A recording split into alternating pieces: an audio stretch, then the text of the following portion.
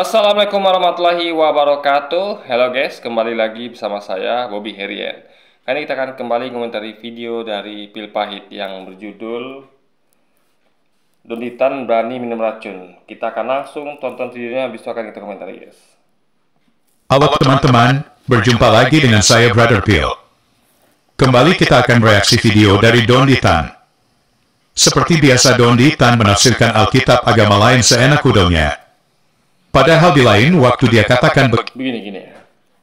Kita tuh tidak pernah menafsirkan kitab suci agama lain itu seenak udel. Tapi ada kaedahnya. Apa itu? Itu berdasarkan pemahaman bahasa yang baik dan benar dan logika. Dua itu kuncinya. Jadi kalau dua itu sudah kita pakai, tidak bisa Anda katakan bahwa kita tuh seenak udel, nggak bisa. Ya. Karena dua kaidah itu adalah kaidah dasar dan paling penting dalam memahami sesuatu, apapun itu, ya, mau kitab suci, mau teks apapun itu ya, mau apapun ada dua, ya, untuk memahami teks apapun, yaitu pemahaman bahasa yang baik dan benar dan logika, itu saja. Jadi bukan dogma kuncinya, bukan. Dogma itu adalah rumusan dari pemahaman bahasa yang baik dan benar dan logika, baru muncul dogma. Ingat, jangan dibalik ya, bukan dogma dulu baru ada rumusan tadi. Tapi dogma itu hasil rumusan dari pemahaman bahasa yang benar yang diadakan terhadap teks, ya, bisu memakai logika. Baru muncul dogma. Jadi kalau dogma itu tidak sesuai dengan pemahaman bahasa yang benar dengan logika, kita buang dogma itu, kita ganti, gitu guys, logikanya. Nah, tentu itu harus diuji dengan diri Anda gitu, ngerti? Karena kita tuh lah penguji. Makanya kita tuh harus memiliki kecerdasan, memiliki pengetahuan untuk bisa menguji setiap dogma yang ada gitu. Ya dong, masa Anda mau percayakan gitu saja pada orang lain gitu kan? Tidak, Anda kan dikasih Allah, dikasih Tuhan tuh otak dan pikiran, akal untuk berpikir. Anda juga percuma Anda sekolah dari SD hingga SMA bahkan kuliah kalau Anda tidak menggunakan ilmu Anda itu untuk aplikasikan untuk kehidupan gitu. Terutama dalam memahami teks-teks, terutama dalam memahami kitab suci guys. Itu penting sekali karena ini adalah apa istilahnya? Ini adalah berhubungan dengan keselamatan Anda di dunia akhirat, gitu kan. Jadi kita tidak boleh menafsirkan kitab mereka, mereka juga tidak boleh menafsirkan kitab kita. Harus masing-masing menghormati. faktanya. Nah, maksud gini. Maksud Donditan gini loh.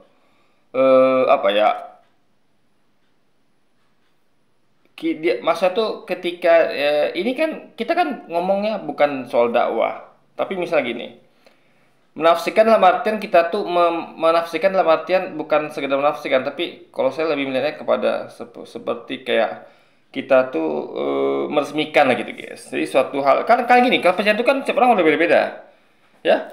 Umat Kristen meyakini Islam, Hindu, Buddha itu dengan keyakinannya silakan saja. Nah mungkin mereka itu tidak menafsirkan, pasti mereka menafsirkan gitu kan. Nah masalah adalah ketika mereka menafsirkan, lalu mereka tuh mengolok, itu nggak boleh. Jadi gini loh, kita tuh tiap individu tuh punya keyakinan masing-masing dan itu adalah dari hasil penafsiran. Nggak mungkin Anda tuh tidak menafsirkan sesuatu, tidak, nggak mungkin. Contoh saudara kayak barang aja ya. Ini barang nih. Kita langsung ngomong yang terlalu jauh lah ya. Ya udah dimengerti. Misal barang. Contoh, kenapa saya misalnya membeli makanan, saya suka berhemat ya. Makanya saya suka makan tuh kadang mie campur nasi atau nasi campur telur atau nasi pakai tempe atau nasi pakai tahu gitu kan. Nah, karena saya suka berhemat dan di masa sulit gitu kan. Nah tentu itu hasil tafsiran. Saya menafsirkan bagaimana kalau saya makan nasi dengan dengan telur atau nasi dengan mie atau nasi dengan tahu atau nasi dengan tempe itu dibandingkan dengan makanan lain, misalnya dengan ayam atau dengan rendang atau apapun itu gitu kan. Tentu saya akan timbang tafsirkan semuanya. Saya akan baca teks misalnya, saya bikin teks misalnya kan. Kalau ribet mungkin kan, kalau mungkin mau ribet saya akan breakthrough gitu. Saya akan detailkan. Kalau makan ini apa efeknya? Saya udah pertimbangan semuanya gitu. Udah saya siap terima risiko. Dia adalah saya sudah menafsirkan gitu guys. Nah, jadi apapun itu kita di dunia ini kita tafsirkan menurut dari kepikiran kita gitu. Jadi kalau kita mengatakan bahwa kalau saya nilai ini kalau makan rendang itu mahal, nggak sesuai dengan gaya hidup. Salah dalam artian kalau kita pakai kajian tentang hidup hemat. Kita pasti salah itu makan rendang misalnya kan. Harganya berapa Anda pikir itu? Nah, itu adalah tafsiran kita terhadap suatu makanan. ya kan? Atau misalnya kayak orang contoh sana kayak apa ya, kayak makanan yang non apa namanya, yang non kimia, ini makanan alami gitu, itu kan lebih mahal harganya, tapi kan lebih lebih sehat. Nah orang itu jadi ada tafsiran begini misalnya, oh makanan alami itu ya yang tidak pakai pestisida itu adalah harga mahal, apa itu harganya mahal, akan gulungin kantong tafsirannya setelah dia baca teks gitu kan. Kalau makan begini begini begini gitu, tapi sebaliknya ada lagi yang mengatakan menafsirkan lain, itu kalau anda makan makanan alami tapi jangka panjang anda akan sehat sehingga anda tidak perlu keluar untuk uang untuk biaya berobat ke dokter. Nah itu misalnya. Jadi ini adalah masing-masing tafsiran. Bagi orang yang meyakini makan alami itu adalah benar dan makanan yang tidak alami itu adalah salah, itu hak mereka menafsirkan. Jadi menafsirkan itu boleh, yang nggak boleh adalah anda mengolok orang lain, itu nggak boleh. Misalnya, kamu malu-maluin apa sih, atau kamu nih bodoh atau apa makan makanan yang tidak alami, ya itu nggak boleh. Jadi menafsirkan dalam kerangka menghina itu nggak boleh, guys. Itu dimaksud Don Deaton tentunya kan, karena kita meyakini, kita melihat banyak sekali marak akhir-akhir ini ya, bukan akhir ini, dari dulu gitu. Ada tuh orang tuh yang menafsirkan tuh berlebihan.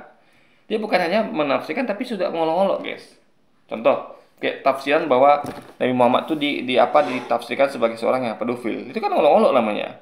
Padahal saya sudah sering katakan ya, pedofil itulah orang yang hobi dengan anak kecil. Ya, itu misalnya pedofil. Nah, kalau Nabi Muhammad itu dia menikah dengan, anggaplah itu adalah Anda anggap anak kecil. Padahal sebenarnya kalau saya lebih yakin dengan hadis yang mengatakan usia Aisyah itu 19 tahun gitu kan. 19 tahun.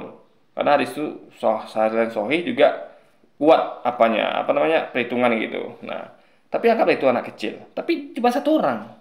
Sementara beliau menikahi janda lebih banyak pada itu. Ya, belasan atau berapa itu, guys. Jadi logikanya dia bukan pedofil, tapi dia adalah penyuka janda harusnya gitu kan. Kalau Anda mau jujur. Tapi tidak, mereka memaksakan itu. Jadi ini ngolok-ngolok namanya, guys. Udah fitnah, itu nggak boleh. Ngerti ya? Kita boleh nafsirkan tuh sesuai dengan pemahaman bahasa yang benar-benar dan logika. Kalau memang itu teksnya dan dipahami dengan pemahaman bahasa yang benar-benar, ya sudah. Itu adalah logis gitu. Contoh yang saya bilang kan, misal kayak saya bilang tentang arti kata bukanlah. Jadi ada ayat yang berbunyi bahwa Allah bukanlah manusia, juga bukanlah manusia. Jadi arti kata bukanlah itu apa? Arti kata bukanlah adalah tidak pernah berubah jadi itu gitu loh. Saya kasih contoh misalnya kayak Clark Kent bukanlah Batman. Artinya Clark Kent tidak pernah berubah jadi Batman. Tapi yang benar yaitu Clark Kent adalah Superman. Artinya Clark Kent berubah jadi Superman. Jadi kalau Allah bukanlah manusia, berarti Allah tidak pernah berubah jadi manusia. Kecuali kalau ada kalimat mengatakan bahwa Allah adalah manusia, baru Allah berubah jadi manusia. Atau contoh pil pahit. Bisa nggak kita bilang pil pahit adalah monyet? Dia akan mengatakan langsung, saya bukanlah monyet. Maksudnya apa? Bahwa dia tidak pernah berubah jadi monyet gitu loh. Ngerti ya? Atau dia tidak ada hubungan dengan monyet apapun itu, dalam bentuk perubahan atau apapun itu. Jadi itu kalimat sederhana yang harus dipahami dengan pemahaman bahasa yang benar. Dan itu logika. Jadi kalau tidak sesuai dengan dogma Anda bahwa Allah berubah jadi manusia, berarti dogma Anda dibuang gitu. Bukan tafsirannya dibuang, ngerti? Berarti tafsiran yang di dogma itu yang dirumuskan tanpa melalui pemahaman bahasa yang benar, itu harus dibuang dogma itu. Gitu logikanya, guys. Yang harus dipahami kan. Menafsirkan ayat kitab suci orang lain menurut pendapatnya sendiri. Memang susah dipegang kata-kata para polemikus ini. Sebelum kita tanggapi, kita saksikan videonya berikut. Dan satu lagi gini ya, Pilih yang ngerti bahwa kita ini dalam Islam tuh punya kitab suci 4. Ingat, kitab suci kita 4. Ada Taurat, Zabur, Injil, dan Quran. Nabi kita juga bukan hanya Nabi Muhammad, tapi ada sekitar ratusan ribu, tapi yang kita tahu namanya cuma 25 yang diberitahu namanya. Itu termasuk Yesus, termasuk Musa, Abraham. Itu nabi-nabi kita. Jadi ketika kita membahas Alkitab, membahas Yesus, itu sama dengan membahas nabi dan kitab kita juga. Cuman dalam versi yang sudah diubah-ubah oleh tangan manusia. Kita juga meyakini bahwa kitab-kitab yang kita percaya itu, yang kita punya itu, yaitu Taurat, Zabur, Injil, dan nabi-nabi itu sudah diubah oleh tangan manusia, baik kitab sucinya maupun ajaran nabinya. Jadi ketika kita bahas Alkitab atau kita bahas tentang Yesus, itu kita sedang bahas iman seorang Muslim sebenarnya. Itu tidak dipahami oleh Tabaragi, oleh Pahit. Karena itu ada di Quran semuanya, ada di hadis tentang kitab-kitab suci itu dan nabi-nabi itu, dan juga penyimpangan itu ada di Quran hadis. Tapi Anda aneh kalau Anda bahas Nabi Muhammad dan Quran dan hadis, itu tidak ada di kitab Anda. Ya kan? Meskipun sebenarnya Nabi Muhammad itu ada di kitab Anda loh tentang nubuatannya, tapi ada yang tidak. Jadi oke lah kita pegang kata Anda bahwa tidak ada kata Nabi Muhammad di Alkitab nubuatannya. Artinya Anda tidak boleh bahas tentang Nabi Muhammad, Quran hadis, karena tidak dibahas di Alkitab Anda. Itu poinnya, guys. Oh, kita bebas membahas Alkitab Anda dan Yesus dan sebagainya, karena memang itu adalah ada di Quran hadis kita. Jadi apa yang ada di kitab suci kita, ya boleh kita bahas. Makanya kami itu boleh menafsirkan kitab kalian, karena memang itu adalah memang bagian dari akidah kami gitu loh. Bahwa kami meyakini bahwa kitab itu udah hibah dengan manusia, maka kita tafsirkan kembali kepada yang original, yang kita yakini sebagai Taurat, Zabur, Injil yang asli, guys. Gitu loh lagi berpikirnya.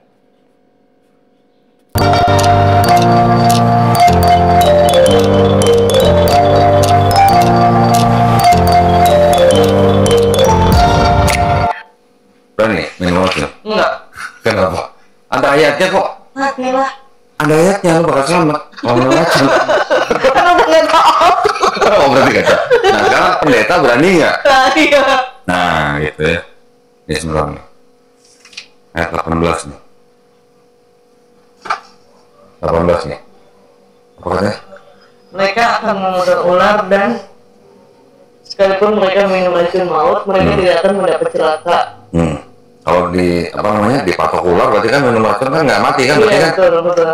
Mereka akan meletakkan tangannya atas orang sakit, dan orang itu akan sembuh. Nah, berarti kalau mereka beriman kepada kitab ini, harusnya mereka berani dong minum racun. Iya. Mau sengaja atau tidak sengaja, harusnya berani dong. Betul. Ada nanti yang bilang, Juga bukan itu, coba menyembuhkan orang sakit. Jadi ada dua hal yang tidak masuk akal di sini. Hanya megang tangan orang sakit langsung sembuh. Kalau orang percaya, ya ingat, ini nggak masuk akal, guys. Karena kalau begitu, artinya orang Kristen itu tidak perlu pergi ke dokter. Bahkan dia bisa di dokter loh, guys. Tinggal megang tangan orang sembuh gitu. Dan ini kan tidak pernah kejadian gitu kan. Yang ada di KKR itu pun banyak orang mengatakan bahwa itu adalah settingan gitu loh. Juga minum racun. Dan racunnya bukan racun semangat, racun maut, guys. Jadi coba ada pakai dengan logika, ya. Ini masuk akal apa tidak gitu kan? Kalau saya jujur ini nggak masuk akal gitu. nanti yang bilang, oh itu kan kalau minum racun nggak disengaja atau mau dicelakain orang baru dia nggak mati. Nah ayat ini buat apa gitu loh? Kalau dia percaya dengan ayat ini, mau disengaja mau nggak disengaja, harusnya berani dong. Ada nggak yang berani? Barusan kita dengarkan bersama Donditan mengutip Markus 16 ayat 18. Lalu dia menafsirkan bahwa ayat itu memberi jaminan pada orang Kristen jika minum racun tidak mati. Kembali lagi, akibat cuma comot ayat dan tidak bisa baca secara komprehensif. Itu kan tanda orang percaya. Arti orang percaya itu punya tanda. Jadi tanda itu adalah bukti, gitu loh. Jadi selama ini ya, jangankan orang tuh berani minum racun. Orang Kristen yang minum racun pun mati. Nggak sengaja minum racun pun mati. Jadi orang Kristen baik sengaja minum racun maupun nggak sengaja pun mati, guys. Itu masalahnya di situ. Kalau mereka berdalih bahwa itu kan nggak boleh sengaja. Kalau nggak sengaja nggak apa-apa. Faktanya juga mati. Nggak sengaja minum racun juga mati. Itu kan sama saja, guys. Padahal, jika kita melihat apa yang dikatakan Markus 16 ayat 9 sampai 20. Yesus sedang menjanjikan penyertaan kepada mereka yang memberitakan Injil. Kita bisa membacanya dalam ayat 17 dan 20. Di sana ada kata yang diulang yaitu menyertai. Markus 16 ayat 17. Tanda-tanda ini akan menyertai orang-orangnya. Tanda-tanda ini akan menyertai orang percaya. Artinya orang itu akan disertai oleh tanda-tanda itu. Berarti tanda orang percaya adalah itu. Berarti kalau Pahit tidak memiliki itu, berarti dia tidak orang percaya. Ngerti nggak? Berarti kita bisa tes ini. Apakah tanpa lagi Pahit ini memang percaya kepada Yesus? Ya itu dia harusnya punya tanda, ya bisa menyembuhkan orang sakit dengan hanya megang tangannya dan kebal minum racun maut gitu. Artinya kalau dia tidak punya, berarti dia tidak punya tanda orang percaya. Sesimpel itu, guys. Ngerti ya? Ini simpel sekali gitu loh. Tanda-tanda ini akan menyertai orang-orang yang percaya. Mereka akan mengusir setan-setan demi namaku. Mereka akan berbicara dalam bahasa Sama kayak gini ya. Tanda-tanda ini akan menyertai orang-orang yang apa ya, yang kaya. Misalnya, apa tanda orang kaya? Dia punya mobil mewah, dia punya rumah mewah. Itu akan melekat pada dirinya. Jadi kalau kita lihat ada orang yang nggak punya, itu lebih rancu ya. Mungkin apa yang disepakati bersama lah ya. Misalnya tanda orang kaya adalah dia punya uang misalnya minimal 100 miliar, misalnya 1 miliar misalnya, itu orang kaya. Nah, tanda itu akan menyertai dia. Nah, kalau dia nggak punya uang 1 miliar berarti dia nggak kaya. Simpel itu, gitu kan? Jadi sama kayak gini. Jadi itu adalah melekat padanya, melekat, nggak bisa dibuang, guys. Jadi kalau pil pahit ini dia harus tes dia punya tanda itu atau tidak. Kalau tidak, berarti dia bukan orang yang percaya, gitu. dalam bahasa-bahasa yang baru bagi mereka. Markus 16 ayat 20. Mereka pun pergilah memberitakan Injil ke segala penjuru, dan Tuhan turut bekerja dan meneguhkan firman itu dengan tanda-tanda yang menyertainya. Ngomong-ngomong, para murid-murid Yesus adalah manusia yang bisa mati.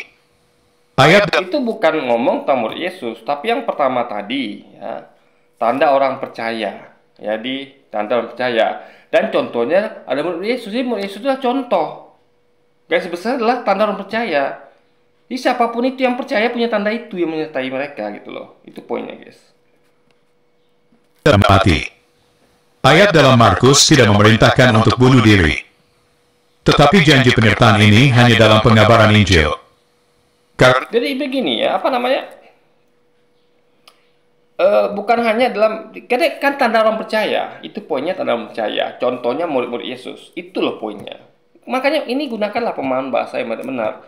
Di sini memang tidak bedakan untuk mengetes, tidak. Tapi faktanya orang yang nggak sengaja pun ya, itu juga bakal kena. Banyak misionaris itu yang nggak sengaja minum racun maut itu mati, ya kan?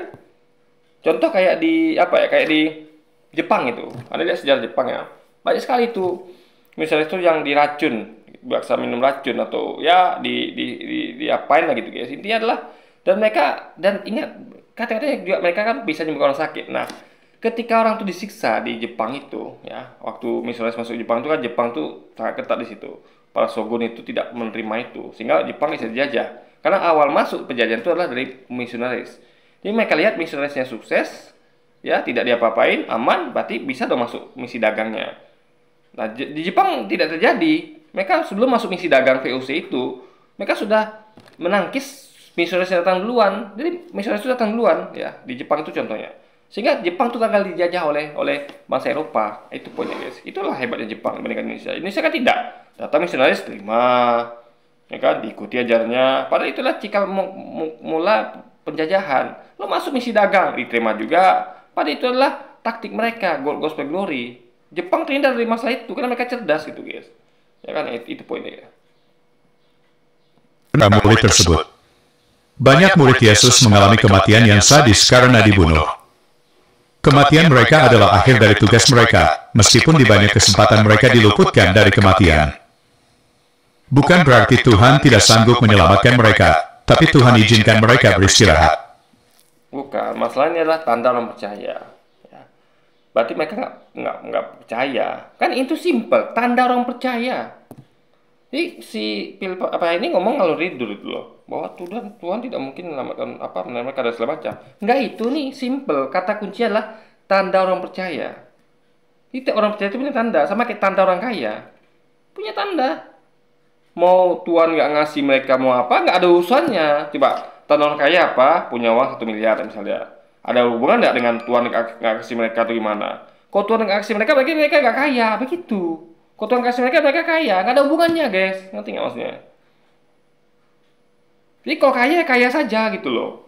Kalau mereka tidak punya uang 1 miliar, tapi mereka kaya. Jadi patokan kaya itu adalah punya uang 1 miliar atau tidak. Patokan tanda percaya adalah punya tanda apa tidak. Begitu, nggak ada hubungan dengan Tuhan kasih mereka atau tidak, itu nggak ada hubungannya gitu kan. Ada beberapa contoh janji penyertaan Tuhan yang tergenapi saat mereka memberitakan Injil, sesuai dengan janji dalam Markus 16 ayat 15-20. Pertama, tidak mati digigit ular. Kisah Para Rasul 28 ayat 5-6. Tetapi Paulus mengibaskan ular itu ke dalam api, dan ia sama sekali tidak menderita sesuatu. Ya kita nggak tahu nih ular apa ya. Jangan-jangan ular nggak berbisa. Jadi gini guys ya, ini kan dikasih tahu keluarnya ular apa gitu loh. Ular ada banyak gitu loh ya kan logikanya. Dan jangan lupa ya, jangan-jangan si apa ini Paulus ini dia sudah punya penawarnya. Itu jadi kita nggak ketahui ini. Apakah jadi gini loh. Kan kita logikanya tanda percaya itu adalah meliputi semua orang yang percaya. Ya hanya Paulus saja. Berarti kalau gitu Paulus adalah orang percaya. Anda tidak berarti kan? Kan gitu logikanya. Ingat, tanda orang percaya tidak disebutkan hanya Paulus. Jadi bukan, misal kalau disebutkan gini, tanda orang percaya itu hanya Paulus dan ini baru kita patokkan di situ. Tapi tidak, ini tanda orang percaya, artinya global. Dan contoh tadi itu murid-murid itu adalah contoh. Contoh guys, bukan dibatasi di situ. Itu sebagai contoh gitu. Nah, artinya Paulus adalah orang percaya, mereka tidak. Tapi nggak begitu juga logikanya. Karena kita nggak tahu nih ularnya ular apa. Ya. Jadi sebutkan sini ular bisa apa tidak gitu kan. Lalu apakah Paulus punya penawaran apa tidak gitu. Ya. Jadi guys, ada orang tuh yang sudah, yang sudah, intinya adalah ada orang yang memang beberapa orang tuh kebal kebal racun ya. Ya, Dan ingat ya, ini tidak diminum ya. Coba lihat ya. Nih, ini tidak diminum ya, tidak minum racun. Ini digigit, ya, gigit. Dan ingat, ada orang yang selamat digigit ular, ya. Ada orang selamat digigit ular. Nah, ular yang memang ular yang nggak terlalu bisa, bukan terlalu bisa, ular yang tidak bisa yang terlalu parah, yang bisa membunuh. Ular yang cuma bisa itu bisa bikin sakit. Nah, ada mereka selamat gitu kan, banyak. Panji pernah gigit ular selamat, ular kobra bahkan kan, dan lainnya juga gitu. Ada juga yang mati. Nah, ini digigit guys, bukan minum. Ya, baca ya. Namun mereka menyangka bahwa ia akan bengkak atau akan mati rebah seketika itu juga. Ya. Tapi Paulus mengibaskan ular itu dalam api. Berarti digigit ular deh guys, bukan minum racun. Ini beda. Makanya Filipin nggak bisa bedakan mana yang minum racun bisa racun maut dan mana yang digigit ular. Ini digigit ular dan kita nggak tahu ular apa itu gitu loh. Ya kan? Dan apakah Paulus itu dia darahnya mungkin sudah disuntikkan penawaran dulu, kita kan nggak tahu. Misalnya ini adalah semacam settingan misalnya. Ya, misalnya dia pengen kasih lihat bahwa dia kebal gitu kan, digigit ular dan disuntikkan dulu penawarnya gitu.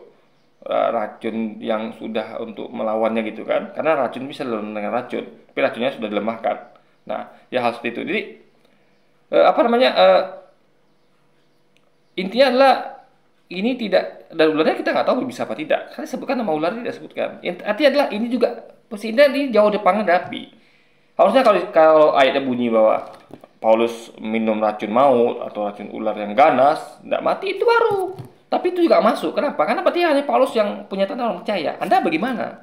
Dia kan kalimatnya adalah tanda orang percaya. Ya. Tidak disebutkan situ spesifik bahwa siapa saja. Enggak. Tapi contohnya lah murid-muridnya gitu guys. Itu poinnya. Namun mereka menyangka bahwa ia akan bengkak atau akan mati rebah seketika itu juga.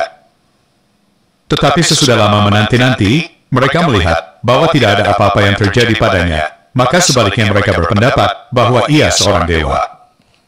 Kedua, bayangkan tuh ya, saking parahnya, keheran mereka melihat Yesus sebagai Tuhan. Karena Paulus aja dilihat sebagai dewa. Ini mereka tuh memang suka berlebihan. Itulah menjadi kuat dugaan. Kenapa kok mereka ini gampang sekali melangkah manusia sama manusia? Karena pola pikirnya begitu. Ketika melihat suatu yang manusia yang hebat, yang melakukan hal luar biasa kayak Yesus itu bisa orang sakit, Paulus kebal digigit ular, kita nggak tahu ular apa itu, jangan ular nggak berbisa. Mereka tuh yang gampang melupakan bahwa ini Tuhan, ini dewa, itu masalah di situ guys. Jadi kalau Paulus saja dianggap dewa, apalagi Yesus dianggap Tuhan, makanya kacau logikanya guys. Mereka tuh tidak pernah berpikir secara logika. Kok bisa manusia tuh dijadikan dewa atau Tuhan? Jadi kita makin kuat iman kita ya kalau melihat hal gini ya. Kalau mereka menilai Paulus sebagai dewa, maka nggak heran mereka menilai Yesus sebagai Tuhan. Ya, sementara tentu Paulus tidak pernah mengatakan dia dewa. Yesus tidak pernah mengatakan dia Tuhan. Tapi mereka tuh memang bebal memang. Nah, tidak pernah disebutkan oleh Yesus dia Tuhan dan seluruh sembah dia, tapi mereka itu tadi pola pikirnya. Oh, Paulus kebal, ular nih, berarti dia dewa. Apalagi yang hebat, lebih hebat kayak Yesus.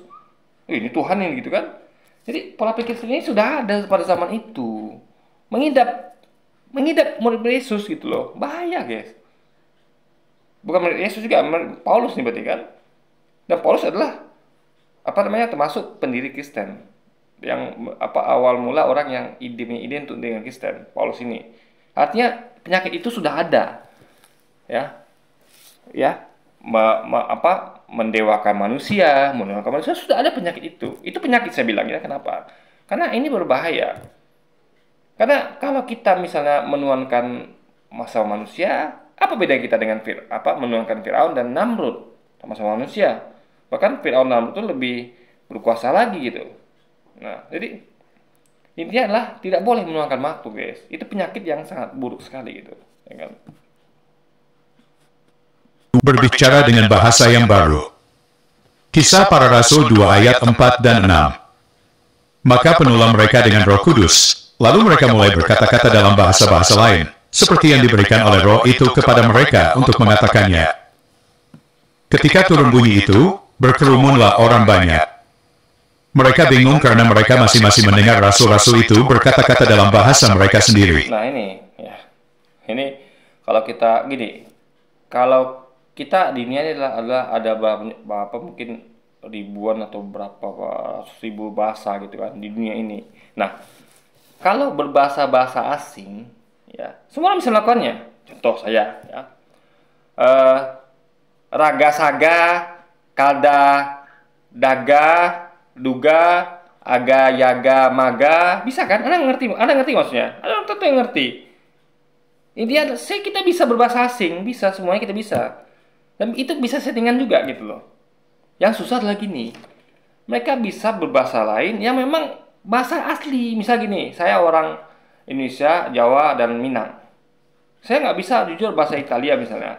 Nah, ketika saya bisa bahasa Italia, itu aneh. Itu baru dan bisa dites gitu kan. Saya ngomong tiba-tiba orang yang Bobby ini kok ngomong bahasa Italia. Padahal ada orang Italia situ atau orang ngerti bahasa Italia. Oh betul tuh dia bilangnya tuh adalah bener ada bahasa Italia itu. Itu baru saya bisa bahasa asing, bahasa lain. Tapi saya ngomong sembarangan raga saga kaga lada daga uga aga ayaga aga maga.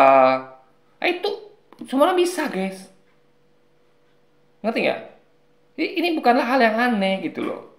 Lalu saya bisa mengklaimkan bahwa saya dirasuki sesuatu gitu. Makanya guys kita pakai logika gitu loh, ya kan? Dan semua yang tadi bisa tidak mati ketika minum racun maut dan bisa menyembuhkan sakit hanya dengan memegang tangan. Bahkan ada lebih ekstrem lagi ya. Di Alkitab dikatakan bahwa mereka ini bisa memindahkan gunung. Nah ini lebih ekstrem lagi. Kenapa? Saya katakan ini penting loh. Kenapa saya bilang pindahkan gunung itu penting? Karena tahu di dunia ini banyak bencana karena gunung meletus. Ya, banyak sekali bencana karena gunung meletus. Nah, alangkah baiknya kalau gunung meletus dipindahkan ke tempat yang lebih aman ketika mau terjadi. Kita tidak muncul korban, itu kan kebaikan namanya. Tapi itu terjadi, tidak ada satupun yang sanggup memindahkan gunung. Dalam sejarah kita temukan itu. Nah, itu masalahnya. Jadi tanda orang percaya ini adalah kalau kita ngomong bahwa hoax itu atau suatu hal yang hanya sebatas teks tidak terjadi, guys. Itu masalah di situ kan. Bahasa mereka sendiri. 3. Menyembuhkan orang sakit. Kisah Para Rasul 9 ayat 33 sampai 34. Di situ didapatinya seorang bernama Eneas yang telah 8 tahun terbaring di tempat tidur karena lumpuh. Kata Petrus kepadanya, Eneas, Yesus Kristus menyembuhkan engkau. Bangunlah dan bereskanlah tempat tidurmu. Seketika itu juga bangunlah orang itu. Nah, jadi dengan hal ini mereka meyakini Paulus sebagai dewa, ya kan? Dan ingat kalau gitu Paulus juga Tuhan dong, karena kan sama dengan Yesus bisa menyembuhkan orang sakit. Ya intinya adalah gini guys ya. Ini adalah berarti kan begitu ada dua Tuhan, Paulus dan Yesus. Bukan gitu logika guys. Jadi maksudnya itu gini. Orang itu kan nabi-nabi itu punya mukjizat. Musa, atau Nabi Muhammad itu punya mujizat semua. Jadi bukan itu patokan Tuhan tuh kan karena punya mujizat. Tapi Tuhan adalah bukan manusia. Allah bukan manusia, artinya Tuhan bukanlah manusia karena Allah adalah Tuhan. Itu Tuhan itu bukan manusia. Phil Knight bukanlah monyet. Jadi jangan pernah Anda bilang dia monyet. Oke lah, anggaplah dia itu bukan monyet sekarang. Tapi mungkin dia tuh ada klaim bahwa dia berubah jadi monyet. Atau dia tuh adalah perubahan dari monyet. Enggak, dia bilang dia bukanlah monyet. Artinya dia bukan monyet. Tidak ada hubungan dengan monyet itu loh. Jadi kalau dikata bahwa Allah bukan manusia, berarti nggak ada hubungan Allah dengan manusia. Mau perubahan atau apapun itu gitu kan. Don Dittan ngotot bahwa Markus 16 adalah perintah minum racun. Kenapa dia tidak membuktikan pernyataan Nabi pada hadis berikut? Apakah dia berani? Karena sesuai dengan hadis Nabi, makan 7 butir kurma ajwa akan terhindar dari racun dan sihir. Nah, di situ disebutkan racun apa dan sihir apa, ya? Ingat, racun sihir apa yang di situ kan, yang disebutkan? Tidak ada. Ini tadi jelas racun maut. Ingat guys ya, ada begitu banyak racun. Contoh, cyanida. Di ubi itu terdapat cyanida. Tapi kalau kita konsumsi dalam jumlah kecil, ya nggak mungkin Anda tuh makan daun ubi, makan ubi itu tidak kena racun cyanida. Pasti kena. Tapi kalau kadarnya tidak melewati batas, aman. Makanya ada orang makan ubi, makan daun ubi itu nggak mati. Kecuali kalau dia memang sengaja. Ubi yang betul-betul dibikinnya racun cyanida itu tumpuknya, itu baru mati gitu. Nah, jadi racunnya racun apa dulu? Sihirnya siapa dulu? Jadi nggak ada detail di situ. Sama kita di ular. Yang salah orang lagi nih. Ada ayat mengatakan bahwa Anda akan selamat ketika minum atau yang kena racun dan sihir atau tadi yang digigit ular. Yang fatalnya adalah orang tuh mengkhayalkan ularnya itu adalah ular berbisa. Padahal disebutkan situ. Lalu juga racunnya racun maut. Itu masalah di situ. Kalau tidak tulis ya Anda jangan khayalkan seperti itu. Kita nggak tahu itu racun apa, sihir yang apa gitu. Nah, jadi kalau saya meyakini bahwa itu adalah racun yang biasa. Sihir yang biasa, bukan racun yang mematikan. Kalau racun mematikan nggak usah disebut itu, racun yang maut gitu kan. Kayak seperti ya tadi. Jadi beda antara racun dengan racun maut itu beda. Ular dengan ular berbisa itu beda. Itu harus dibedakan semua, guys.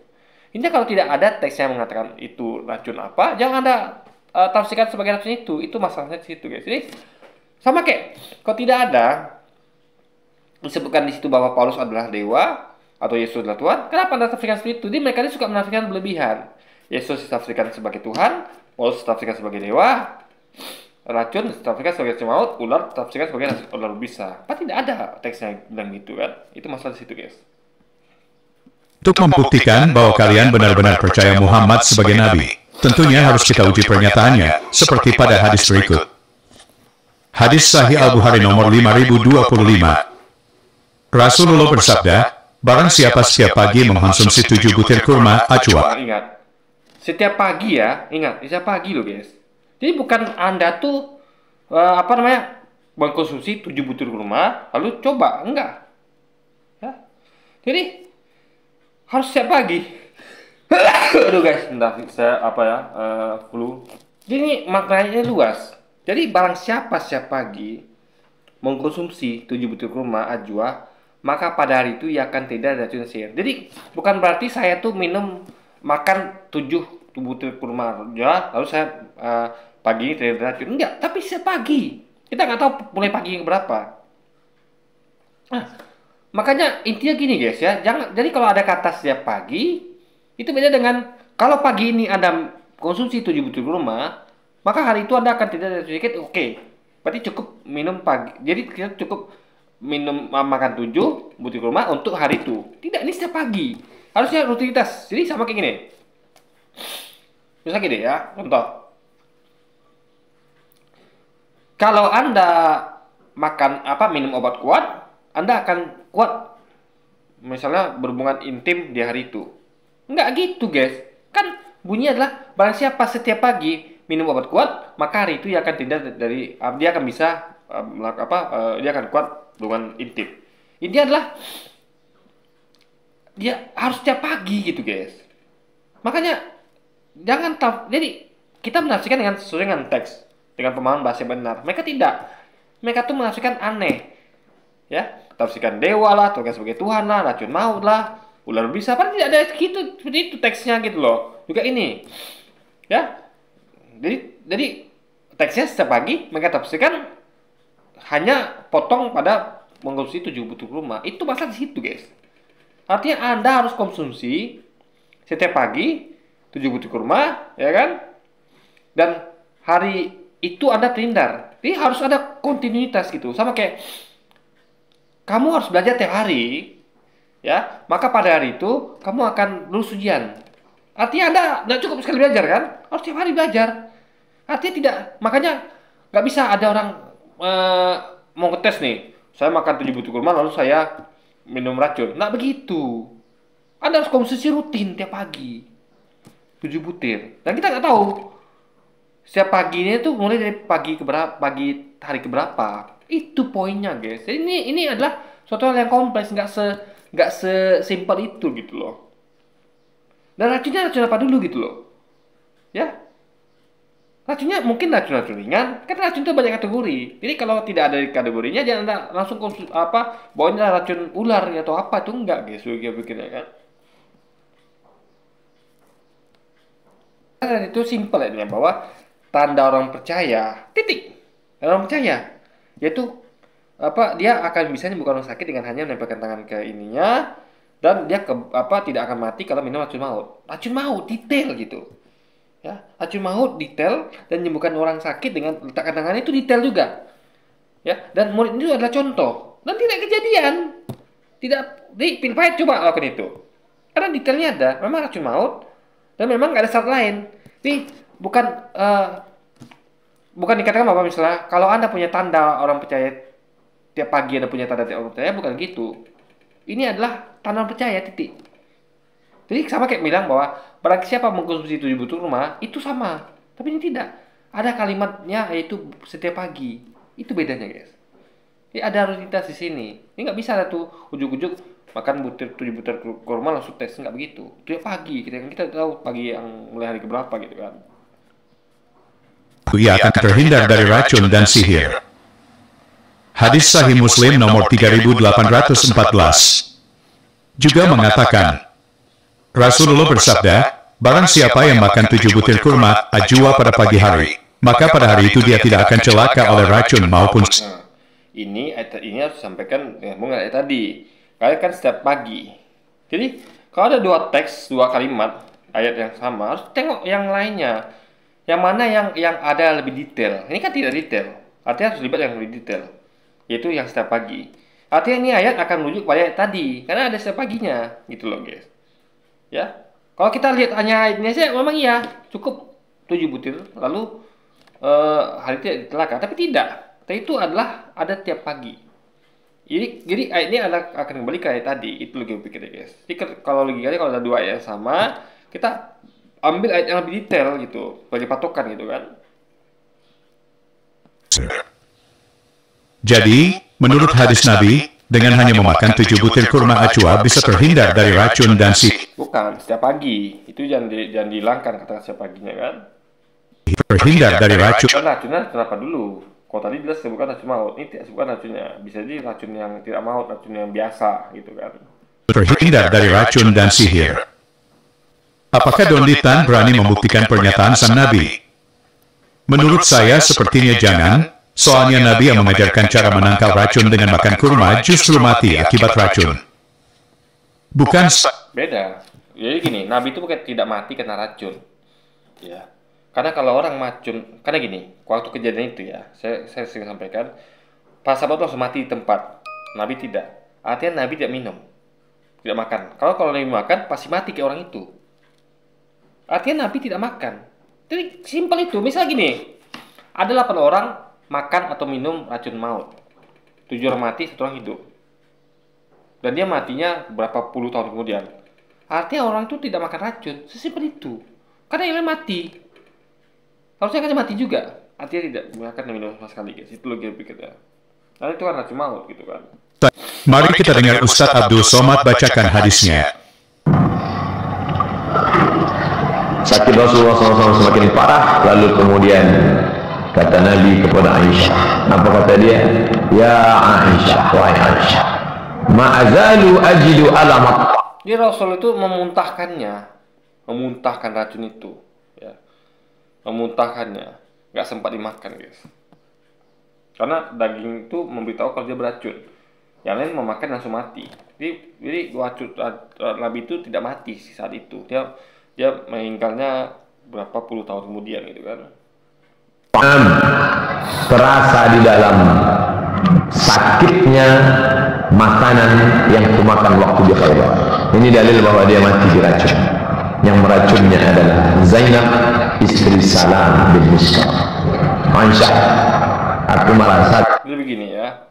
Jadi itu adalah salah satu penyebab, bukan yang utama. Karena itu adalah ingat ya, rasa sakit itu adalah biasanya bekas. Contoh gini ya. Saya apa ya? Misalnya saya pernah apa istilahnya? Saya pernah apa ya? Saya pernah merasakan sakit apa gitu misalnya, yang tidak bisa hilang, misalnya kayak sakit kepala atau apa itu, dan itu terjadi bertahun-tahun dan tidak apa-apa saya gitu kan. Nah, kemudian ketika saya meninggal, saya merasakan juga sakit itu. Nah, harusnya kalau memang itu penyebab meninggal yang utama, harusnya itu adalah terjadi sejak lalu gitu, tapi tidak. Ngerti nggak? Itu adalah salah satu penyebab, tapi bukan faktor utama. Yang penyebabnya itu ada yang lain, yaitu memang ajal guys. Ya, ini karena gini loh. Kayak apa ya? Aduh, bentar ya. Misalnya itu adalah melemahkan beliau, lalu timbul komplikasi penyakit lain. Jadi karena beliau juga sudah cukup tua dan beliau sisa itu masih ada. Dan kalau memang itu penyebab utamanya, harusnya beliau sudah meninggal sejak awal gitu. Karena ingat, racun itu sangat ganas guys. Langsung membunuh orang-orang di situ seketika, kecuali Nabi. Ya, ini nggak mungkin Nabi itu nggak meninggal saat itu juga kalau dia sempat makannya. Artinya dia tuh tidak. Jadi gini loh, jadi ada racun itu yang mesti apa ya? Mungkin apa tidak mesti, mungkin terlewat lewat air liur misalnya. Ya, meskipun Nabi muntahkan, mungkin sedikit masuk dalam tubuhnya yang tanpa pengetahuan, atau mungkin dia tahu tapi ya karena sedikit, tapi terus maut. Nanti maksudnya. Artinya adalah beliau ini tidak mati karena itu, gitu loh guys. Karena itu adalah, kalau mati karena itu kan harusnya sekitar juga. Contoh gini ya, Anda misalnya kayak coba deh Anda misalnya minum racun apa gitu, ya sedikit saja, Anda langsung mati. Racun apa itu? Contoh, misalnya Anda minum Baygon, ya, pada saat minum dikit Anda langsung mati gitu. Dan ingat, racun itu kan kalau dan apapun itu dia hanya rasa sakit. Ingat, rasa sakit ya. Bukan Nabi bilang bahwa aku mati karena racun, enggak. Tapi itu adalah sakit yang ditimbulkan. Jadi dia ngomong tentang sakit. Tidak ada, bukan berarti itu adalah suatu hal yang menyebabkan dia mati karena itu. Misalnya saya katakan bahwa, aduh, saya masih merasakan sakit dipukul si Anu gitu kan misalnya. Karena dulu pas saya pernah dipukul misalnya, itu masih terasa. Nah, bukan berarti saya itu meninggal karena itu. Jadi ketika Nabi mengatakan bahwa rasa sakit, artinya bekasnya saja gitu guys. Paham ya? Belum tentu karena itu meninggalnya. Dan itu pun bukan menjadi faktor utama juga, belum tentu juga gitu kan. Harus dilihat detailkan lagi gitu. Sampai hari ini kita fahadha awan. Inilah masanya. Wajadtu inqita'a abhuri. Aku merasakan terputusnya urat disebabkan oleh racun. Terputus suratku disebabkan oleh racun. Lalu kemudian, jadi yang mengatakan Nabi mati diracun adalah hadis yang dibaca oleh Ustadz Abdul Somad. Kalau saya bilang, ini Nabi hanya merasakan, bukan betul-betul terputus suratnya. Dia merasakan gitu, ya kan? Nah, karena kalau urat orang terputus, ya, urat tadi terputus itu bisa langsung mati. Nggak ada orang tuh apa dulu. Dan ingat ya, dan racun itu kan kalau memang ada, ya, tentu dia akan terbuang gitu. Racun itu kan melalui metabolisme, entah keringat, entah air kencing gitu kan, atau buang kotoran, itu kan terbuang gitu guys. Jadi apa ya, kita intinya adalah, sebenarnya adalah kita harus lihat dulu. Jadi intinya yang kita yakini adalah, pertama itu hadis tadi ya, yang jelas itu bukan racun maut, tapi racun saja. Nggak tahu itu racun apa gitu kan.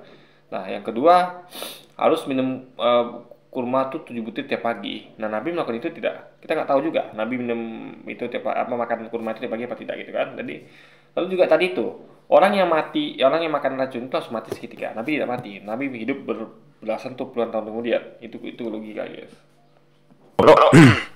Kalau saya bilang sama Pak Pendeta, jangan sekali-sekali minum racun atau berani pegang ular, dipatok ular hanya karena ayat ini. Jangan, saya bilang, jangan mau. Saya bilang. Bukan karena saya bilang Pak Pendeta tidak beriman kepada Yesus, tapi karena ayat ini semuanya palsu. Ya kalau nggak usah apalah yang nomor 2 lah, bukan sakit lah. Karena kalau itu bisa terjadi dan orang percaya melekat itu, artinya tidak perlu ada dokter. Pendeta nggak perlu sakit ke dokter kan? Dia bisa menyembuhkan orang bahkan. Jadi orang cukup pergi ke gereja atau pergi ke pendeta atau pergi ke orang Kristen, tapi tidak faktanya. Orang Kristen juga pergi ke rumah sakit, guys. Itu yang harus kita yakini bahwa ini ayat ini adalah palsu seperti yang dikatakan Donditan gitu kan. Karena tidak kejadian itu, tidak terbukti kebenarannya, guys. Nah, bagaimana tahunya kita ini ayat ini tidak asli? Sampai 20.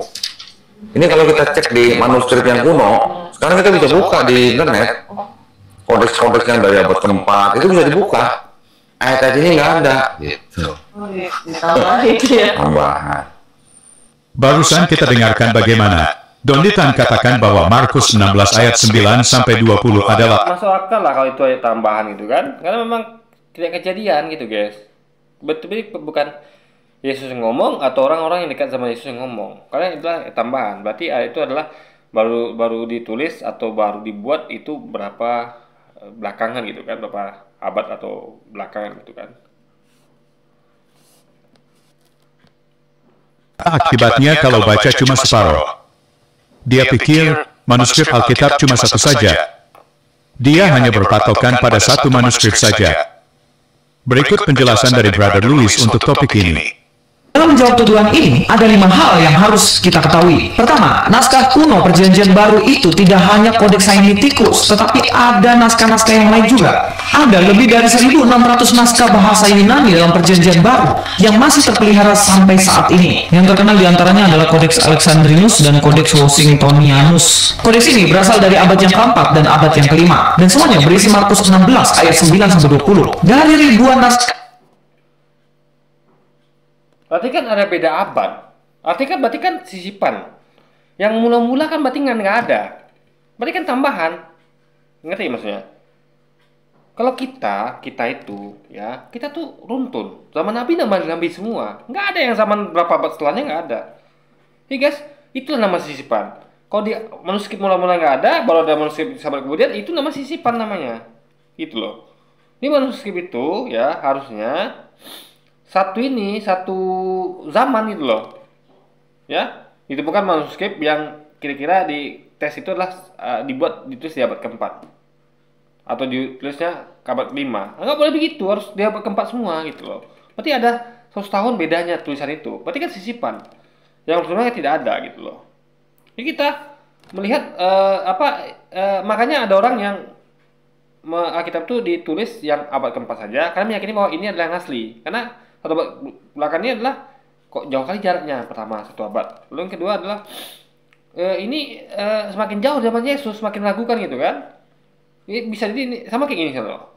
Ada orang yang nulis di zaman Penegoro, tiba-tiba sahabat kemudian dalam nulis. Nah, orang akan percaya pada yang nulis di zaman Penegoro itu lebih genuine, lebih asli, lebih dekat dengan zaman ini. Kalau nulis sahabat kemudian tuh dari mana dasarnya gitu loh. Nah, itu loh kita, guys.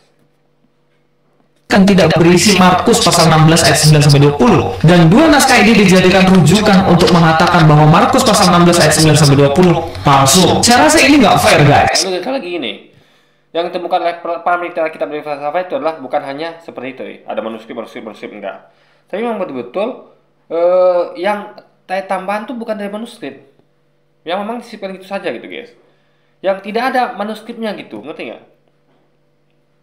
Tidak ada manuskripnya memang. Karena manuskrip itu kan adalah diambil dari abad-abad 5 ke bawah gitu kan, abad 6 ke bawah. Tapi ini adalah abad-abad yang sudah cukup cukup modern gitu, ya. Jadi di situ ditambahkan di situ ayat itu. Jadi tidak ada sumber manuskripnya. Itu masalah di situ, guys. Itu yang ditemukan oleh para peneliti dari kitab dari di pihak sendiri gitu kan.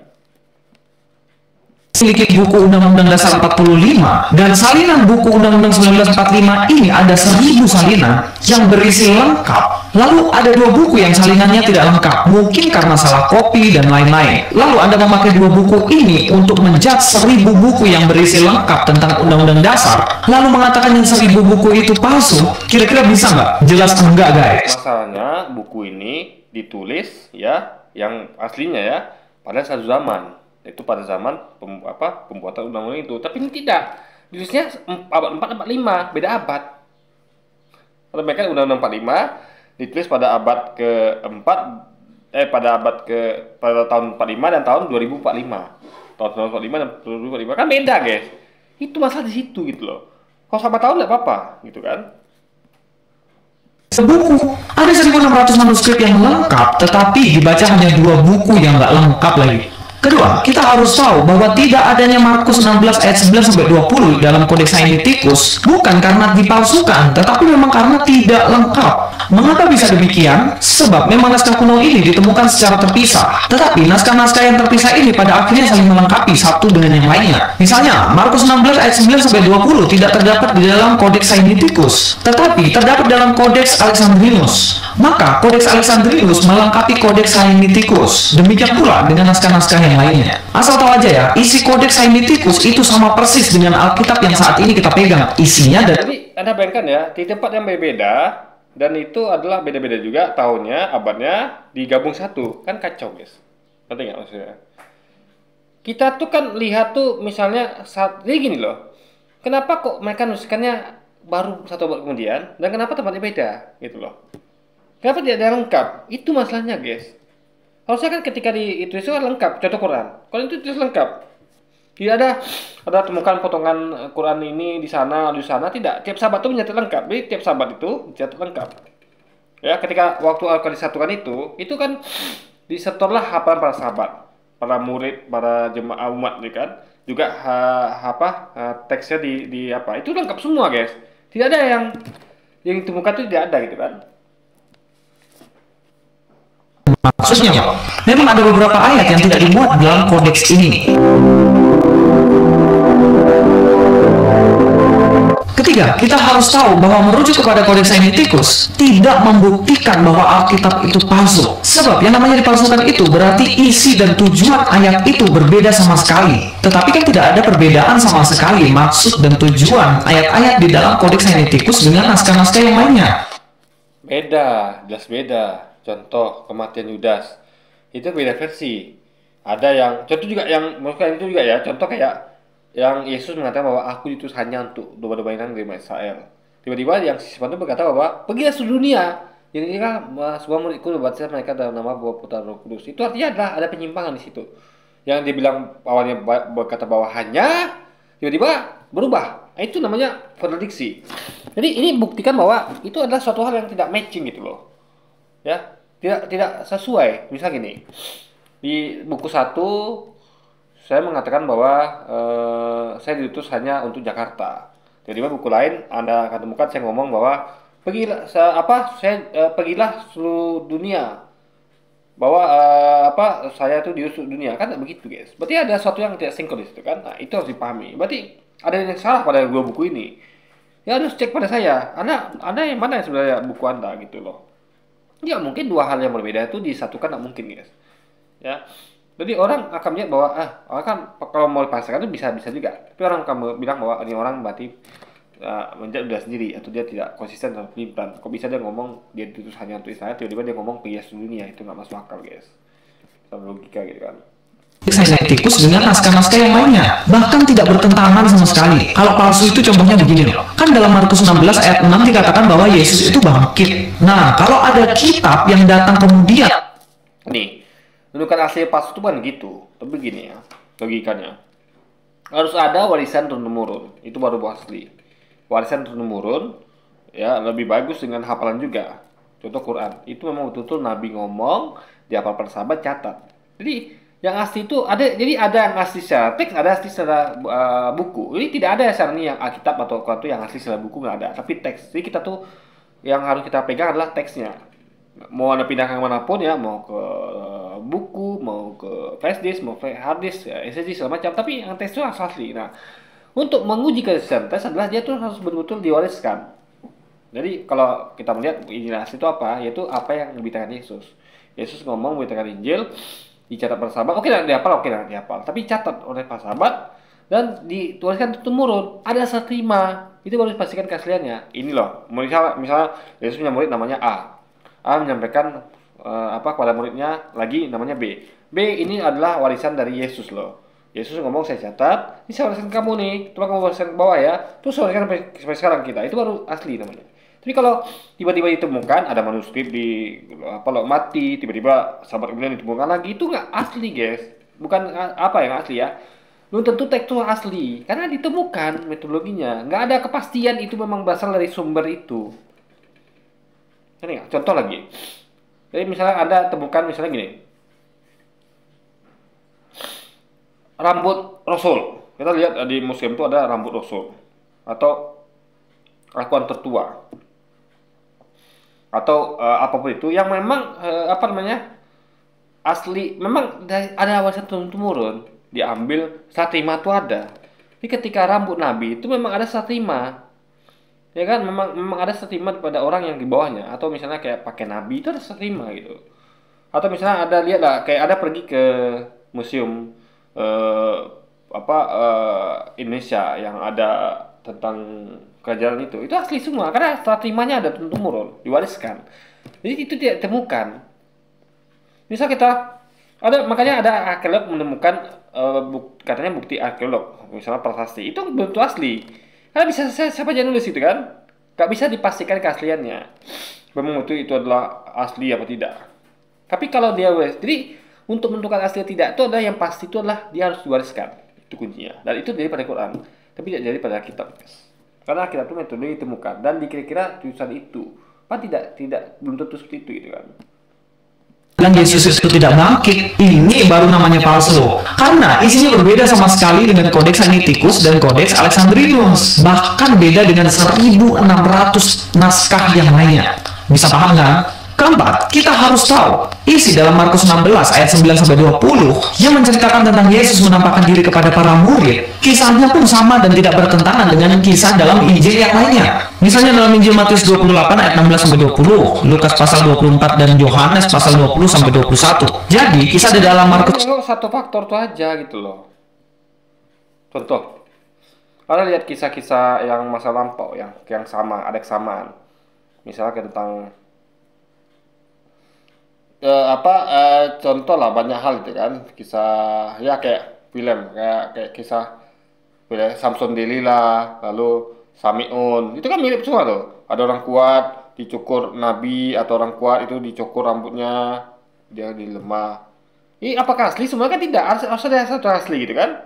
Jadi dan lihat kesamaan tuh semuanya, nggak hanya satu itu aja. Ini patokan itu harus dia bisa breakdown semuanya. Jangan hanya melihat satu patokan kesamaan, lalu semuanya sama, nggak gitu. Mengecek tuh semuanya. Orang tuh perlu mengecek semuanya. Contoh,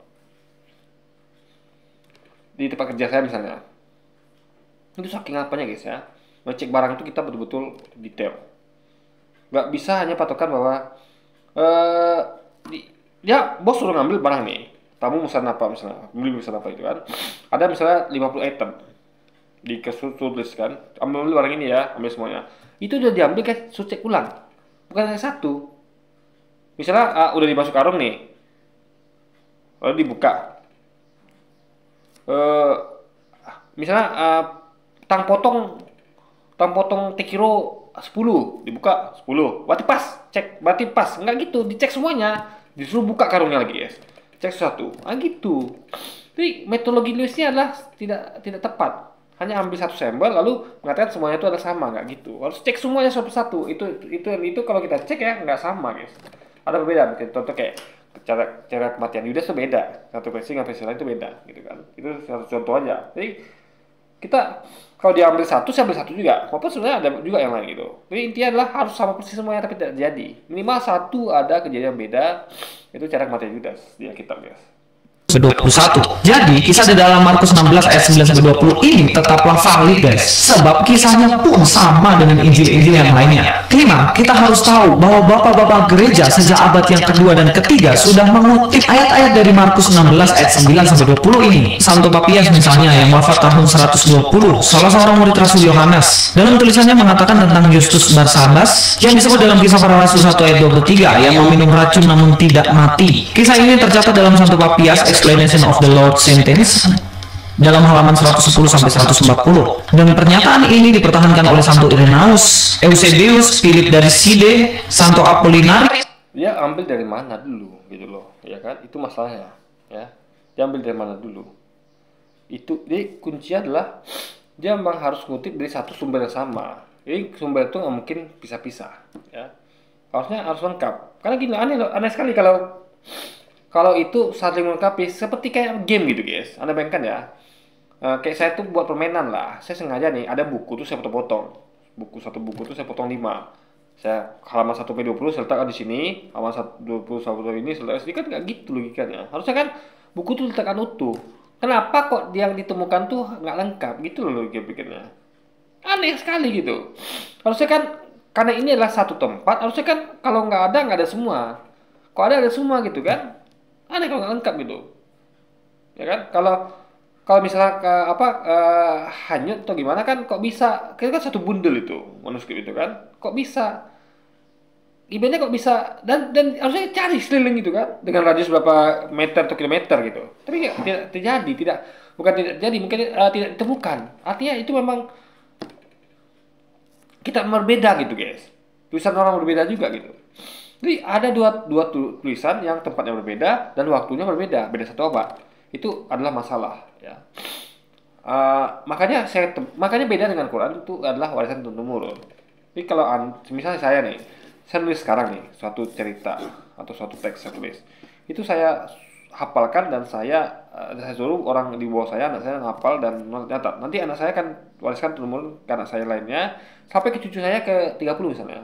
Itu kan dijamin keasliannya teksnya gitu. Tapi tiba-tiba ada cucu saya ke 30 menemukan teks. Lalu nanti cucu saya ke satu abad ya, berarti cucu saya ke kedua itu menemukan teks lain. Lalu mereka gabungkan. Mereka meyakini itu saya. Gimana cara membuktikannya? Mereka menemukan itu, tidak ada warisan. Makanya itulah beda Quran sama Alkitab. Kita tuh memang sangat diyakini keasliannya. Karena itu lagi diwariskan, tidak ditemukan seperti mereka yang jadi pada mereka guys. Dari Kaisarea. Nah, Santo Papias ini mengutip di dalam Markus pasal 16 ayat yang ke-18. Bapak gereja yang lain yang mengutip ayat ini adalah Santo Hippolytus 220.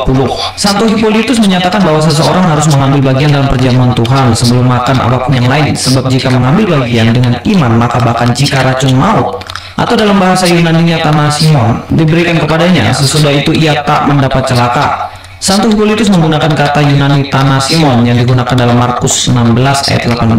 Kalau Markus pasal 16 ayat 9-20 ini palsu, lalu mereka bagaimana bisa mengutip ayat ini? Kan nggak mungkin. Dengan argumentasi yang hanya memakai minim sekali referensi. Ini begini ya, orang itu bisa ngomong dengan apa yang dia mau gitu. Ya, intinya adalah memang kesamaan ide gitu loh. Mungkin dia terinspirasi oleh sesuatu gitu kan. Tapi kan dia nggak sebutkan sumbernya, dalil dari mana diambil gitu loh. Kayak saya sebut tuh dari Alkitab gitu kan. Satu budel buku, nggak bisa gitu guys. Nah itu saya yakini. Kalau kan tidak sebutkan sumber dari mana, dan sumbernya pun itu beda-beda. Manuskrip yang ada ditemukan awal sekian kan itu bedanya di situ guys. Bahwa Markus 16 ayat 9-20 adalah palsu. Sekali lagi nama saya Kainama. Oke, jadi mungkin sekian video kita kali ini guys. Dan sampai jumpa lagi di video selanjutnya. Wassalamualaikum warahmatullahi wabarakatuh guys.